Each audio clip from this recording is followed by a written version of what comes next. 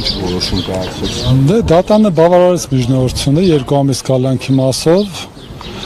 նաև հաստատեց ձերբակալման իրավաչափությունը, այն դեպքում, որ ձերբակալման իրավաչափության մասով դատանում մի բառ քննարկում չի եղել, ոչ դատավորն է հարցել, ոչ կողմերն են կարծիք հայտնել, այսինքն կարծեք թե որոշումը գրված պատրաստ վիճակում լիներ, պետք էր ստանդարտ ձևակերպումներ տալ, ձևական կողմը ապահովել,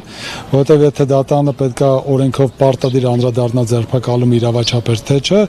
ինքը մի հարց չի տվել, կալանքի մասով մի հարց չի տվել, այսինքն մի հանգամանք չհետաքրքրեց դատավորին, որ օրինակ հարցներ ասել, որ իրեն հետաքրքրում է որպես դատորես հանգամանքի մասին կողմերը ինչ կասեն, քննիչ ինչ կասի, փաստաբանները ինչ կասեն, այսինքն սպասում էր process-ը երբ կավարտվի եւ այդ որոշումը որ կայացնի,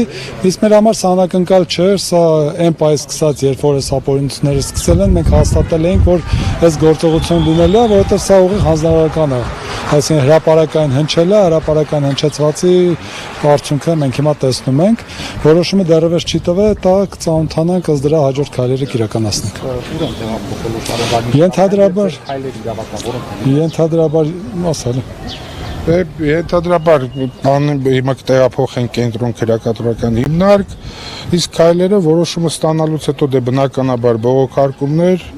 վերադասացիան, իսկ մնացած մասով այս պահին չբացահայտեմ մարտավարությունը,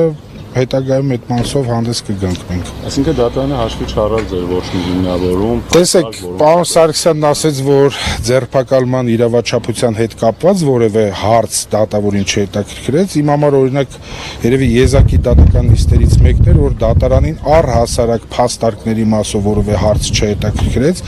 ոնց որ սպասեինք, որպեսզի շուտ ավարտվի նիստը, որ այս որոշումը, որը որ մեր համար այդպես էլ բանը սպասվում էր, կայանար էլի, այսքանը, այս բանը։ Լավ, ստացություն։